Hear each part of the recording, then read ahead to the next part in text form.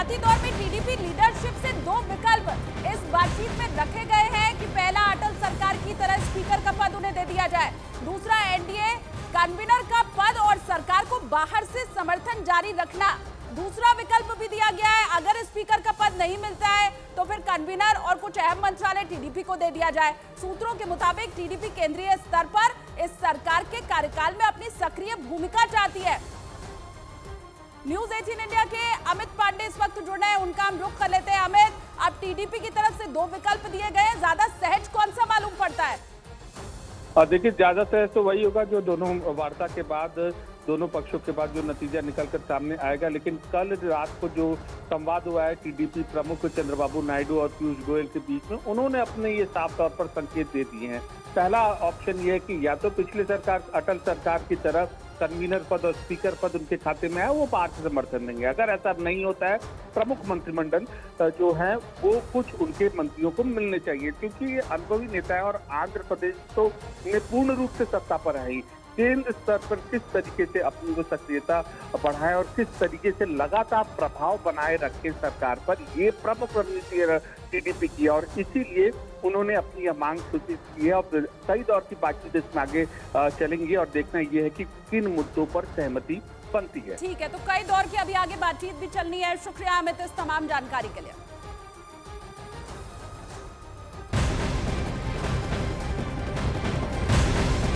और सूत्रों के हवाले से एक और बड़ी खबर मिल रही है, एनडीए की नई सरकार में जेडीएस ने कृषि मंत्रालय की डिमांड कर दी है। सूत्रों के हवाले से बहुत बड़ी खबर। तो आप देखिए, अलग अलग जो सहयोगी दल हैं वो सरकार बनाने में क्या भूमिका उनकी रहे और किस तरह से मंत्रालय उन्हें मिल पाए, अहम मंत्रालय उन्हें मिल पाए, इसे लेकर अब कवायद कर रहे हैं।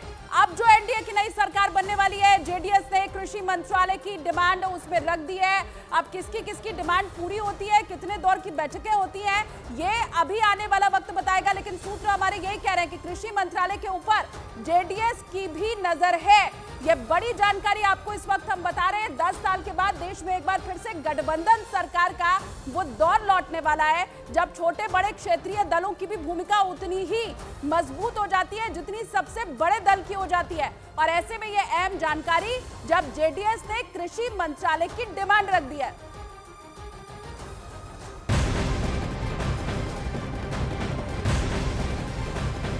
और वहीं महाराष्ट्र में खराब प्रदर्शन होने पर शिंदे गुट के नेता संजय सिरसाट ने बीजेपी के ऊपर बड़ा आरोप लगा दिया है। यह कहा है उन्होंने कि महाराष्ट्र में खराब प्रदर्शन की वजह बीजेपी के नेताओं का ओवर कॉन्फिडेंस में रहना रहा है। उन्होंने कहा कि उम्मीदवारों को अंतिम समय में उतारा गया, जिसका नुकसान झेलना पड़ा। तो ये बहुत बड़ी खबर आपको बता रहे हैं। शिंदे गुट के नेता उनकी तरफ से बीजेपी पर आरोप लगाए कि ये जो बुरा प्रदर्शन है वो दरअसल बीजेपी के नेताओं का ओवर कॉन्फिडेंस है।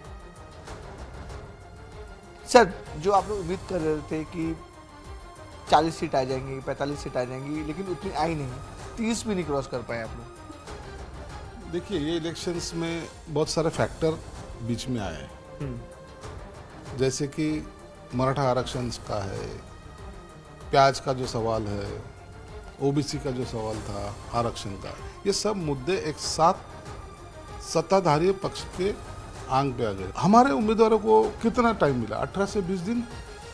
20 दिन में लोकसभा का ये ऐसे मौसम में जहाँ कड़ी धूप है, उसमें प्रचार करना बहुत हार्ड होता है, इसलिए ना पहुँच पाए। और दूसरी तरफ देखेंगे, आघाड़ी के उम्मीदवार 1-1, 2-2 महीने पहले डिक्लेयर हो गए थे, तो उनको फुल टाइम मिला और हम पीछे रह गए। ये जो रणनीति से, और सबसे बड़ी बात, कुछ लोगों का ओवर कॉन्फिडेंस भी हमें यहाँ पीछे लाने में वो बिल्कुल क्या बोलते हैं उसको, हार की तरफ हमको लेके गया। कौन ओवर कॉन्फिडेंट, मतलब किसके ऊपर इशारा कर रहे हैं आप? थे आप, अब क्या बोले, सबके नाम तो ले नहीं सकते, लेकिन हम पार्टी के हैं।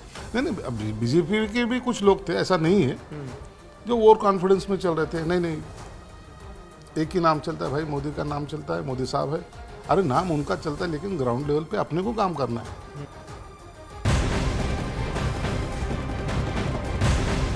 सूत्रों के हवाले से एक और बड़ी खबर आपको बता दें, इंडिया गठबंधन सरकार बनाने की कोशिश नहीं करेगा। बुधवार को इंडिया गठबंधन की बैठक में इसी मुद्दे के ऊपर चर्चा की गई। अब खबर यह कि इंडिया गठबंधन फिलहाल विपक्ष में बैठेगा।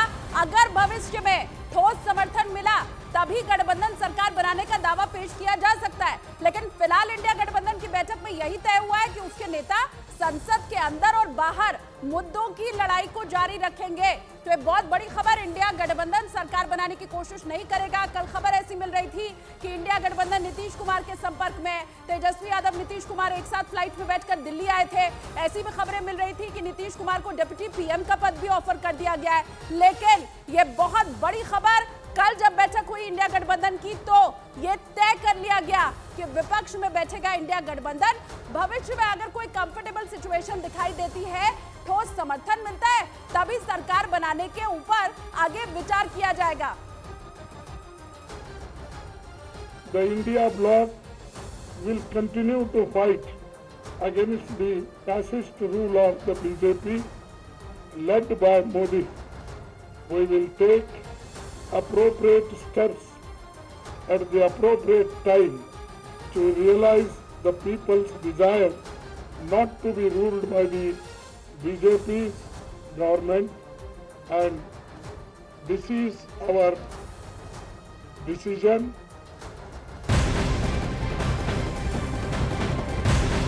और वहीं इंडिया गठबंधन की बैठक में कांग्रेस अध्यक्ष मल्लिकार्जुन खड़गे ने बीजेपी पर निशाना साध दिया। खड़गे ने कहा कि लोकसभा चुनावों में बीजेपी की नीतियों के खिलाफ ये जनादेश आया है।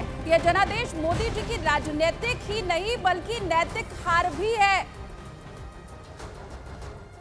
तो बड़ी खबर आपको बता रहे हैं, खड़गे ने ये कहा कि संविधान बचाने की लड़ाई हम जारी रखेंगे और ये जो जनादेश आया है ये बीजेपी की नीतियों के खिलाफ आया है।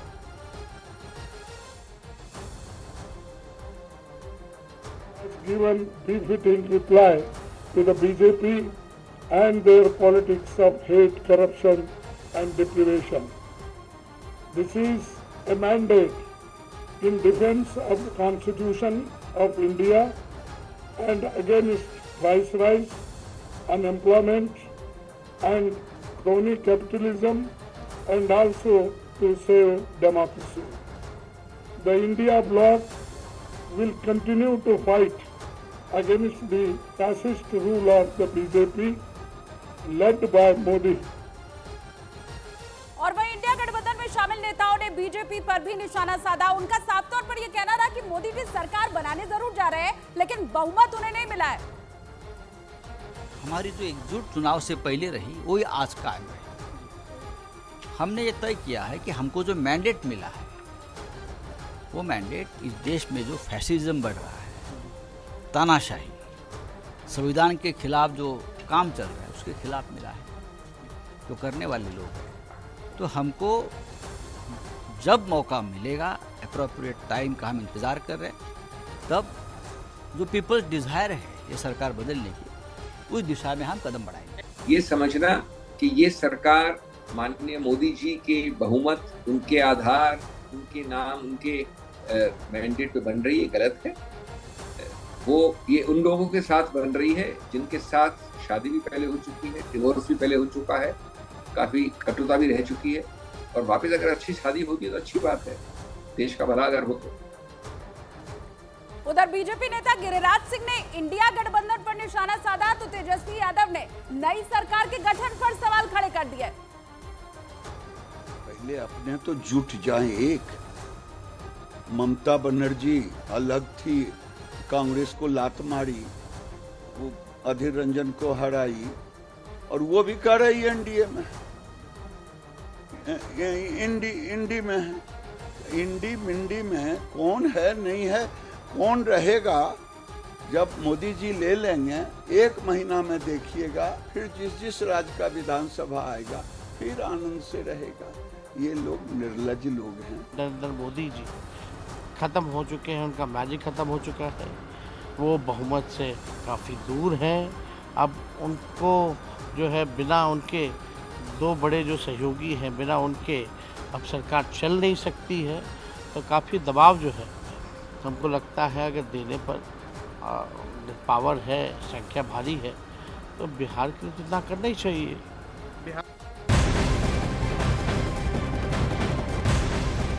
और वहीं इंडिया गठबंधन की बैठक के बाद झारखंड के मुख्यमंत्री चंपाई सोरेन ने कहा कि हम जनादेश का सम्मान करेंगे।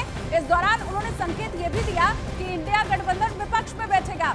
उन्होंने कहा कि बैठक में मौजूद सियासी हालात के ऊपर चर्चा की गई है। तो कल गठबंधन की बैठक के बाद चंपाई सोरेन की तरफ से इशारों में ये कह दिया गया कि इंडिया गठबंधन विपक्ष में बैठेगा, जो जनादेश आया है उसका सम्मान हम करेंगे। जो इंडिया अलायंस की बैठक हुई लोकसभा चुनाव के परिणाम आने के बाद, उस बारे में क्या वहां की बैठक में क्या चर्चा हुई?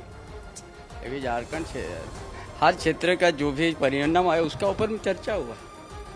आगे आप लोग क्या सरकार बनाने की कोशिश करेंगे? जो कहा जा रहा था कि चंद्रबाबू नायडू और बाकी लोगों से भी हम लोग संपर्क में हैं, करने की कोशिश करेंगे, ये बात कही जा रही थी। देखो अभी के पॉलिटिकल का सिचुएशन पर चर्चा हुआ है ना, इसीलिए कुछ भी हम नहीं बता रहे आपको। और खासतौर पर झारखंड में जो चुनाव परिणाम आया उसको आप कैसे देख रहे हैं? बढ़िया है, सभी जो ट्राइबल सीटें हैं वो आप लोगों के खाते में रही है। एकदम हमारा जितना ही एसटी सीट था सब हमारा इंडिया गठबंधन के पक्ष में आ गया। विपक्ष में केंद्र में बैठने के लिए आप लोग तैयार हैं? इंडिया अलायंस विपक्ष में बैठेगा? देखिए पॉलिटिकल सिचुएशन आप लोग भी समझते हैं, हम लोग भी समझते हैं ना।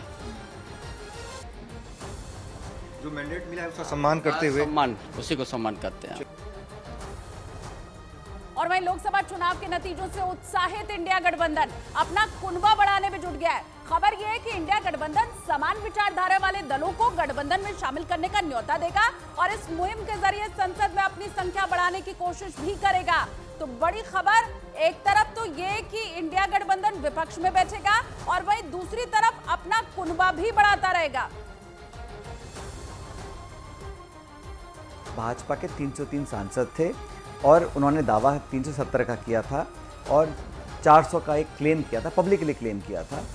उस क्लेम को जनता ने नकारा है। मैं मात्र इतना कहना चाह रहा हूँ, जो एक अधिकार के साथ चुनाव लड़ा गया था कि 300 पार 400 पार, और बार बार चुनाव के अंतिम चरण में कहा गया था कि हम तो 300 तो पार कर चुके हैं, अब 400 करने वाले हैं। सिर्फ वो जो भाजपा का पॉलिटिकल क्लेम था उसको जनता ने सिरे से खारिज किया, मैं इतना कहना चाह रहा हूँ।